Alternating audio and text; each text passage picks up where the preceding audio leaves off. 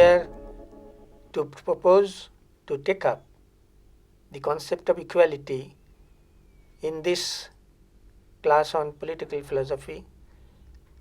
Today, the concept is equality, which is one of the most debated and conflicting and baffling problem in the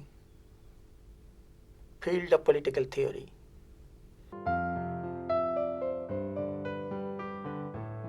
Equality has been debated over the last 2000 years.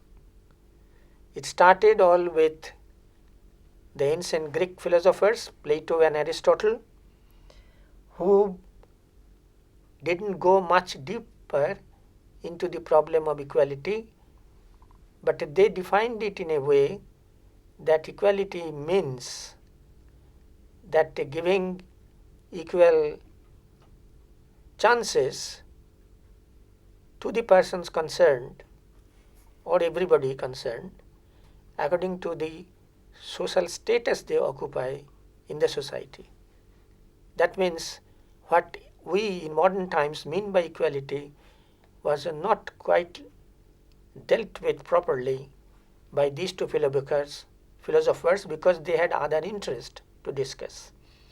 Secondly, we find that equality is taken up by the Roman Stoics, whose main point was that it is some sort of thing which humans are entitled to have because they are humans, what we called generally the natural right.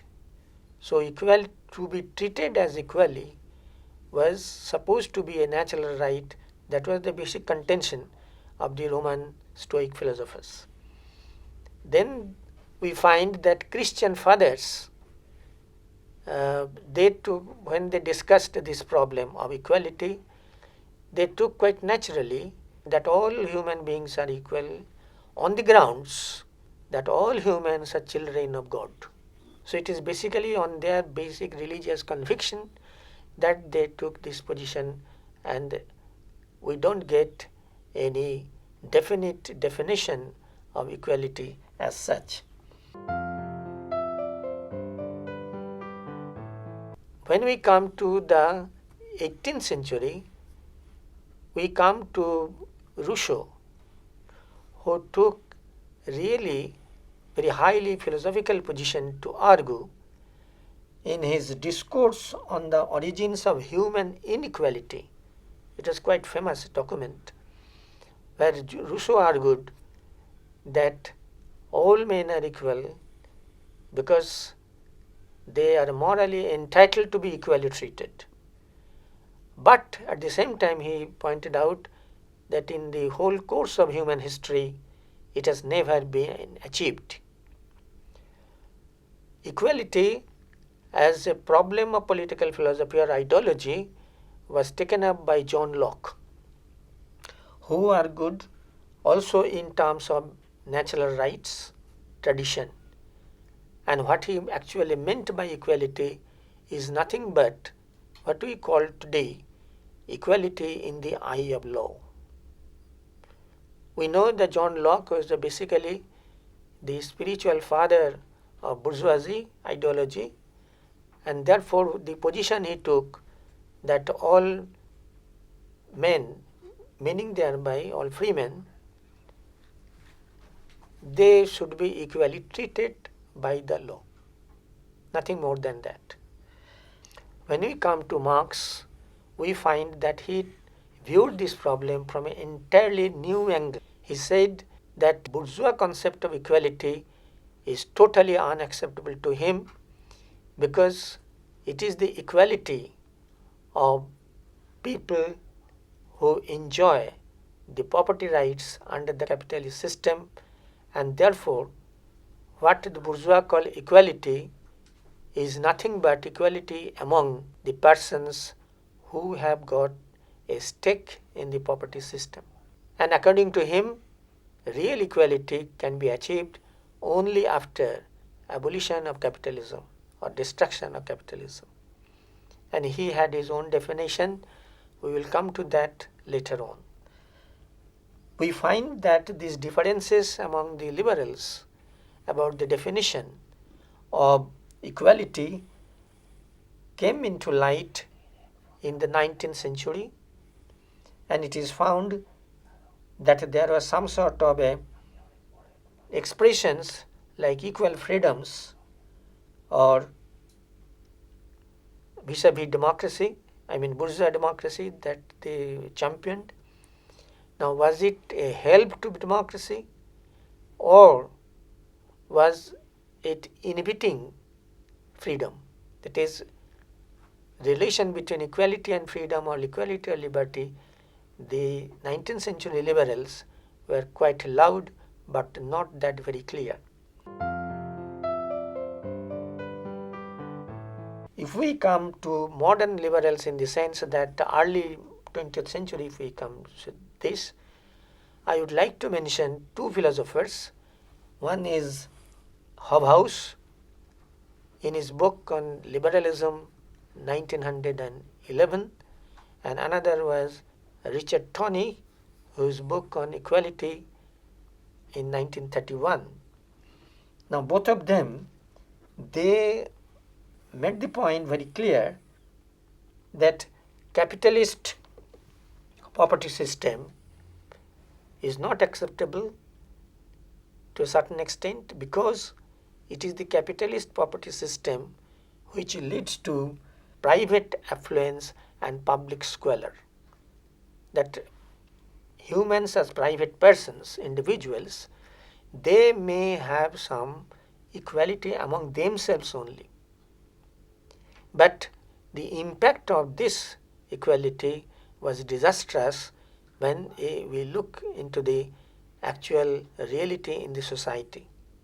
Because you know that in the early 3 decades of the 20th century, and all these philosophers were talking about their experience of their West European situations, that the situation was not quite good for the ordinary persons, ordinary citizens, because of deteriorating economic systems, economic facilities. So they define it or deal it in that way. And in recent times, in our times, so to say, we come across a philosopher who is known as economist, but is also a social philosopher, Amartya Sen. Now he advocates that larger public spending for the benefit of the marginal deprived sections, the poor sections, and particularly he always emphasizes that public expenditure is a must in respect of primary education and in respect of primary health care. These are, according to Sen, is fundamental needs of a democracy as the first step towards achieving equality. And the liberals of our times, for example, John Rawls, his solution was that equality is necessary, but liberty must get the priority. And for achieving equality, his solution was progressive taxation. That is, you tax the rich in order to benefit the poor. So this is the kind of thinking that we find. When we come to the modern sociologists and social philosophers in the second half of the 20th century, we find they are raising another quite different problem, issue. They raise the issue whether equality is at all possible sociologically. Their basic argument was there must be some social differentiation and social stratification in order to make social structure. So these are the sociological, anthropological concept. If you mean that no society is possible without a social structure, and the moment the concept of structure comes in, so naturally there will be some layers. So more equal and less equal, this is more or less an indispensable element in the discourse. And in fact, they pointed out that every society in human history till today, there is some sort of a functional norm prescribing acceptable degree and the kinds of inequality in the society.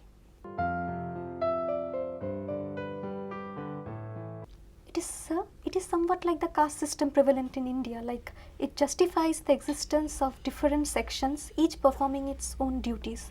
So no, I think you have got the point, but not in a right meaning, I should say. They are not defending caste system as such, because the caste system as practiced in India, it has so many dimensions, etc. No, they are not defending it. They say that what in political science we have got a structural functional theory of Almond, Powell, etc. They said that every society has a structure of its own, and within this structure, every group has its own allotted functions. So, if a society means a structure like this, arrangement of social relations, so naturally functional specifications has to be there. It is no wishful thinking that we should be all equal. They say that it is not sociologically experienced in history, and it is also not logically correct to imagine a society where everybody is equal to one another. There is a logical contradiction in it, they say. But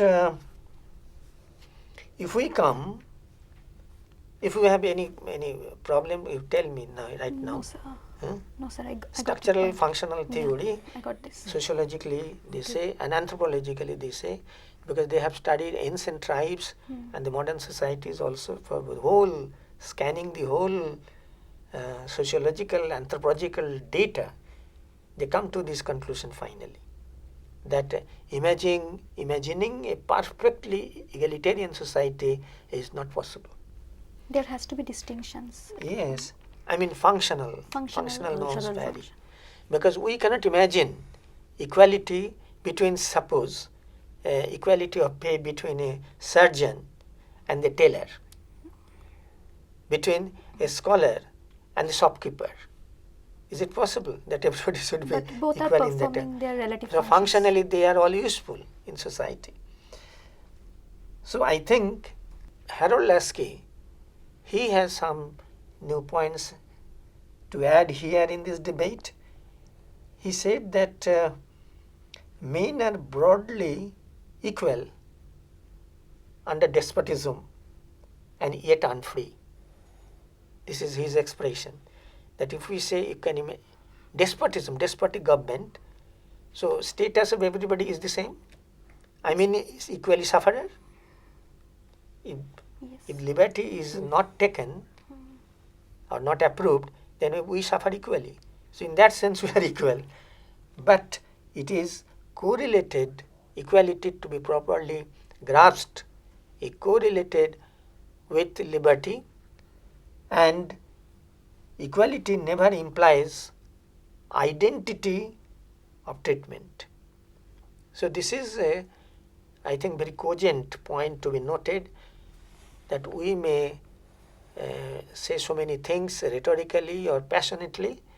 Equality, we want equality, we are all equal, we are all humans. But basically, everybody is equal in the sense that they are interests are to be taken proper care of. Not that everybody's need is identical.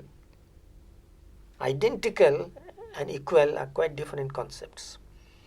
So equality must be pursued in the sense of entitlement of men to receive similar, not identical, facility. That is, some empowerment in certain situations should be normally equally given to persons, to all human beings, in accordance to the role they play in the society. I think now Yes, sir. it's quite Yes, clear.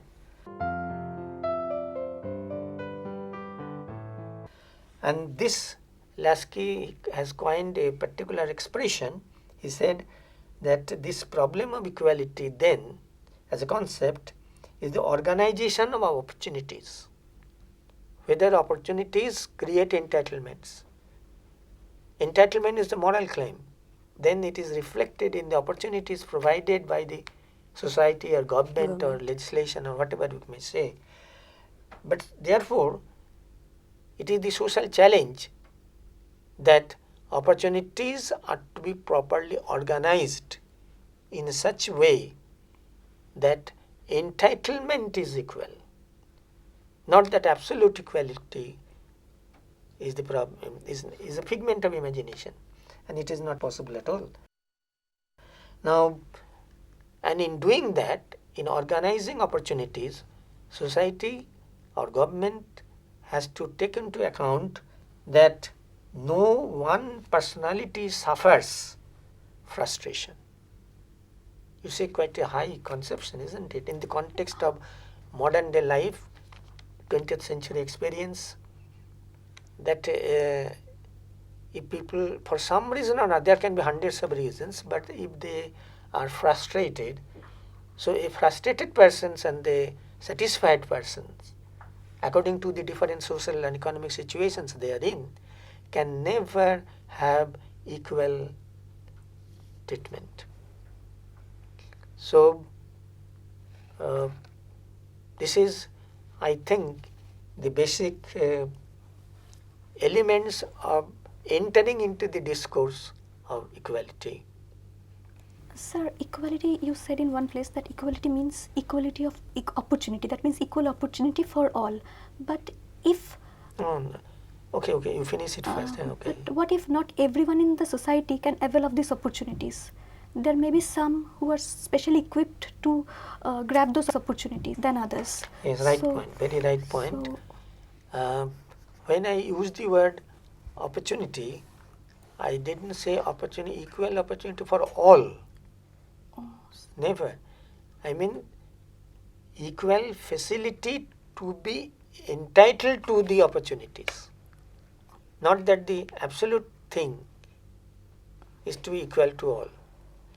Because when you concluded your question, you correctly observed that according to the situation they are socially and economically placed.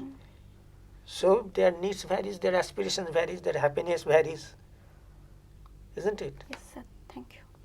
So suppose a drunkard in the street, if you give them scholarship and books and extra on par with the students in a very grand new scheme of equal opportunity for all, it is meaningless. Absolutely. In that sense, isn't it? So in that way, we have to approach the problem of equality as a concept of political philosophy. But I think this is the preliminary thing that we can treat today, and there will be more discussions on this in the next classes. Okay, sir.